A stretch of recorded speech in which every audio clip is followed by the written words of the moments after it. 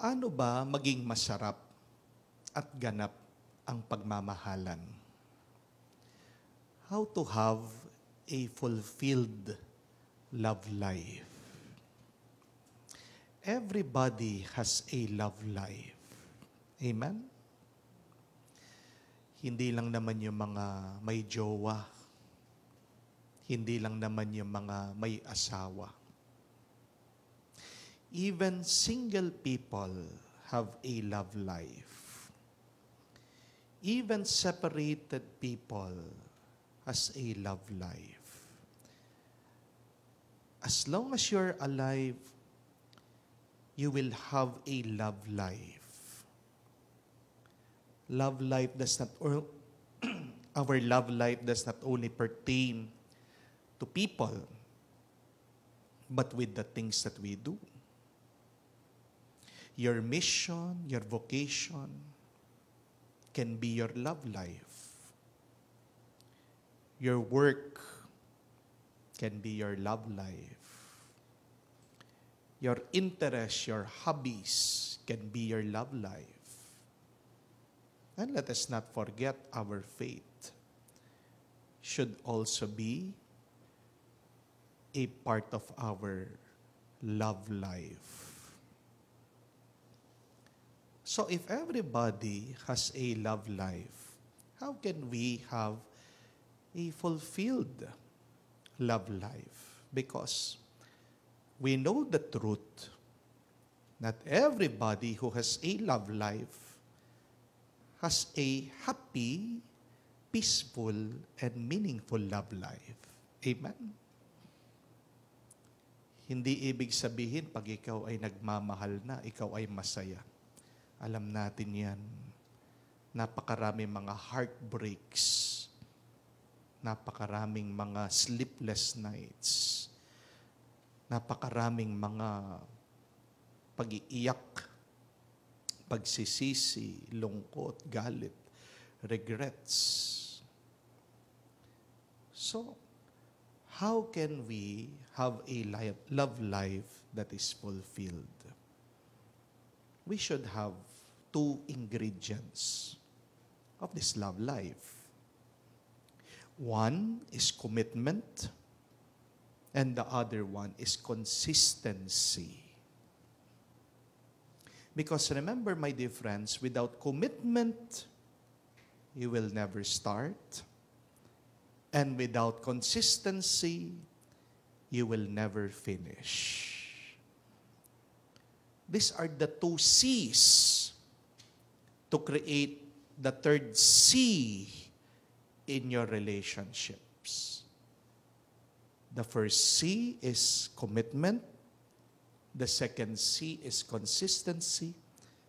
And the result of this is the third C, a complete relationship. So we ask ourselves, are we committed? Ano ang commitment? Pagtataya. Hindi lang po ito pangako. Yung mga mahilig sumugal sa inyo, alam yan. Pag tumaya na, wala nang balikan. Pag nilagay na yung pera, hindi mo na pwedeng bawiin.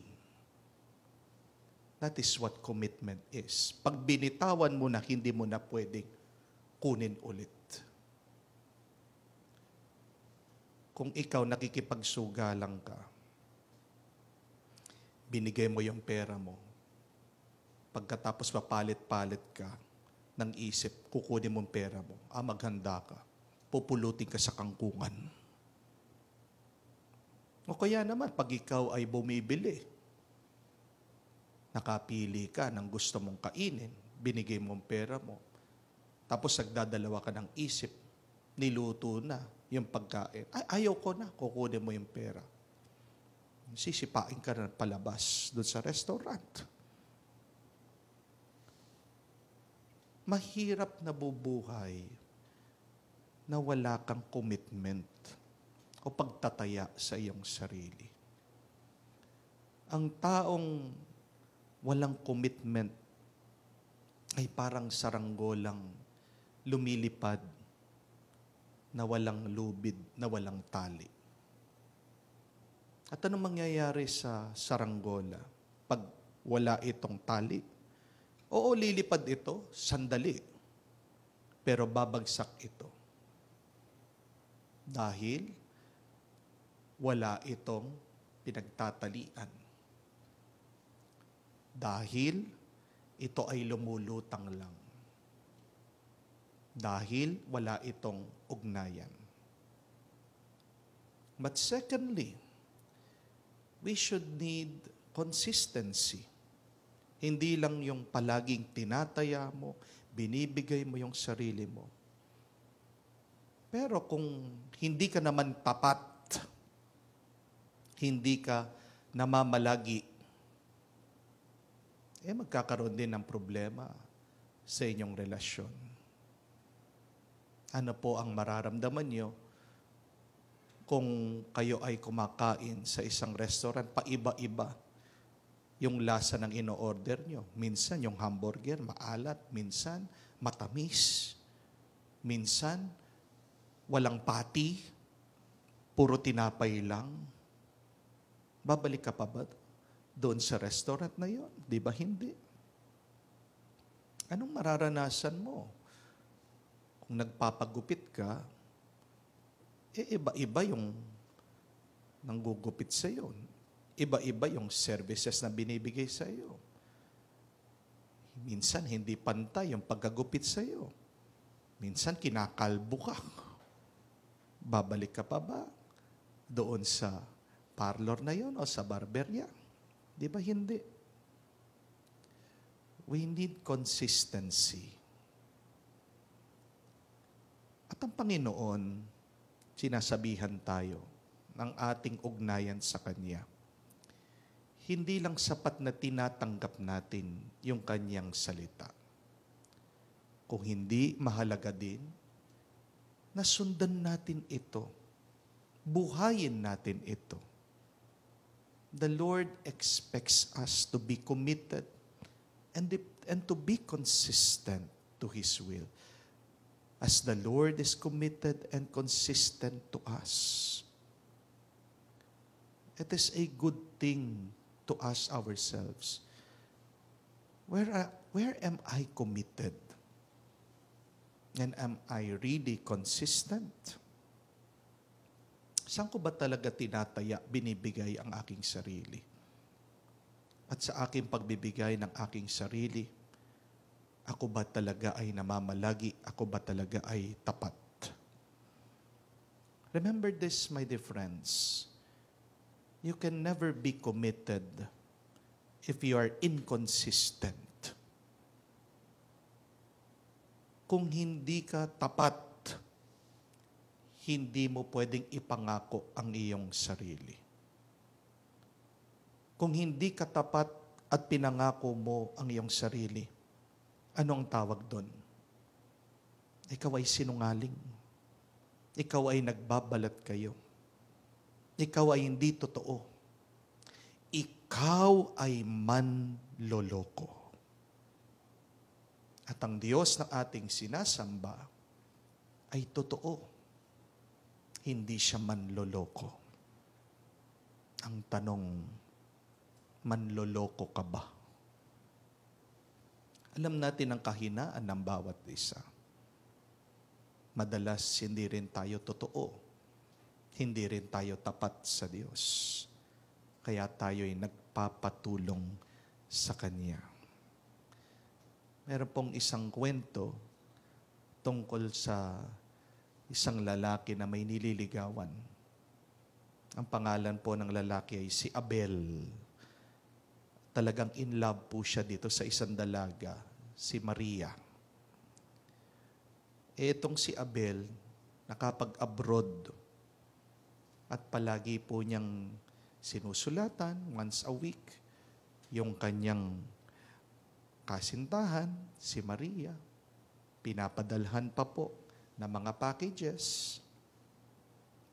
At nangangarap, ito pong lalaki, sabi niya, pagdating ng araw, papakasalan kita, maghintay ka lang. Many years, nag-iipon po itong si Abel. At nung nagkaroon na siya ng pera, umuwi na siya, surprise niya itong kanyang kasintahan pagka-uwi, nabigla dahil may iba na daw siya. Galit na galit. Itong kanyang boyfriend, si Abel, tinatanong, sino? Kanino siya pinagpalit? Ang pangalan daw ng lalaki, si Richard. Sinong Richard? Sabi. Ayun pala yung kartero. Yung nagdi-deliver na mga sulat, ng packages. Ang galing din pala nung delivery boy. Nagandahan doon kay Maria. Pag na binibigay na yung mga sulat, yung packages, pinakikipagkwentuhan, sila ay, binibigyan ng oras. Pag walang ginagawa, pag walang trabaho yung nagdi-deliver, magde-date pala sila. Ayun pala. See, commitment is not enough. We should be consistent. Ang dami sa atin ganyan. Ang galing mangako. Pero bakit napapako? Kasi walang follow through. Hindi natin pinapakita sa ating mga kilos, sa ating mga gawa. Alam natin ang kasabihan na that words, that actions, that speak louder than words. Amen? Pero tandaan niyo po, actions with words are more powerful. Hindi po sapat na tayo lang gumawa. Kailangan din merong pangako. Napakaganda po ng turo ni Saint Catherine of Siena. Sabi niya, you are rewarded not according to your work, not according to the time that you give, but you are rewarded by the measure of your love. Hindi sapat na tayo ay magtrabaho, hindi sapat na tayo ay mangusap at magsalita lang. Pero ano ang laman ng ating mga pagsasalita, ng ating mga ginagawa? Meron bang puso diyan? Meron bang pagmamahal diyan? At ano ang tunay na pagmamahal? Yung pinakamasarap, pinakaganap na karanasan ng pagmamahal ay yung pagmamahal na may pagtataya at katapatan. Tayo'y manalangin at magdasal, mga kapatid, sa banal na misang ito, naway maging totoo tayo sa ating pagmamahal sa Diyos, sa ating kapwa, sa ating pamilya, sa ating trabaho. We ask the Lord to help us with these two things.